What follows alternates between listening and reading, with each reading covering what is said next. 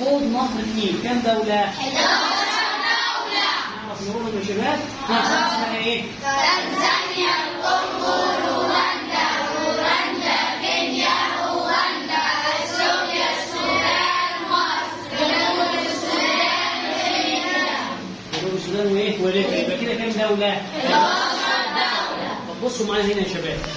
انا قلت لك المنبع الدائم لنهر النيل اسمه ايه؟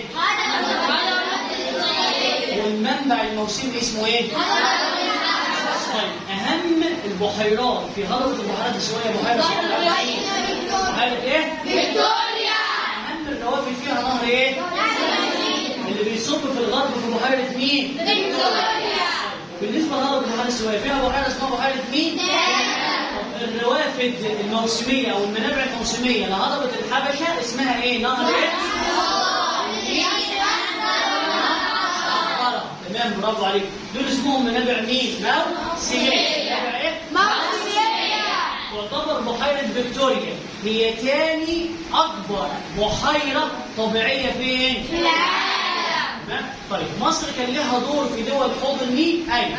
هي كانت السبب في تجمع اسمه تجمع مين؟ الهندوق. عمل تجمع اسمه تجمع الهندوق، اللي هو بيعني باللغه السواحليه معناها الاخاء. معناها ايه؟ الإخاء.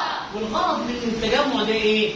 التشاور والتنسيق بين دول حوض مين؟ النيل، والحفاظ على المصالح مين؟ المشتركه بين دول حوض مين؟ النيل. كده؟ طيب مصر برضه ساعدت دول حوض النيل في حاجات كتير زي ايه؟ زي انشاء خزان اسمه خزان مين؟ صناعة في السودان. خزان ايه؟ صناعة في السودان. ودفع التكاليف خزان اسمه خزان جبل الأولياء. اسمه جبل ايه؟ الأولياء. جبل ايه؟ الأولياء. وساعدت برضه في انشاء سد اسمه سد مين؟ اوي. سد ايه؟ أوي. سد ايه؟ أوي. دولة مين؟ اوغندا. دولة مين؟ أوغندا. طب ساعدت برضه دولة تنزانيا في ان هي تنشئ حاجة اسمها ايه؟ مراكز للبحوث المائية. مراكز للبحوث المائية. طب برضه ساعدت في حفر عشرات الآبار في دولة اسمها دولة مين؟ دولة مين؟ كينيا. دولة مين؟ كينيا. طب برضه مصر كان ليها دور في تطهير بحيرة فيكتوريا.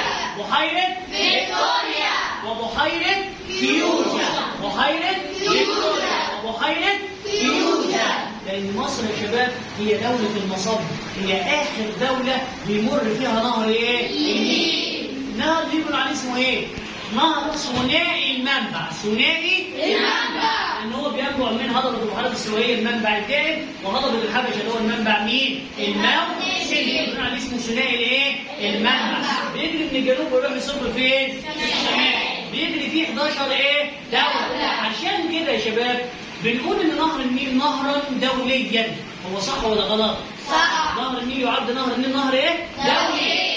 بما تفسر ليه نهر النيل نهرا دوليا؟ لانه يمتد بمجراه وروافده في 11 دولة. يمتد بمجراه وروافده في 11 دولة. برافو عليكم يا سنة أولى إعدادي. سقفة جامدة يا سنة أولى إعدادي.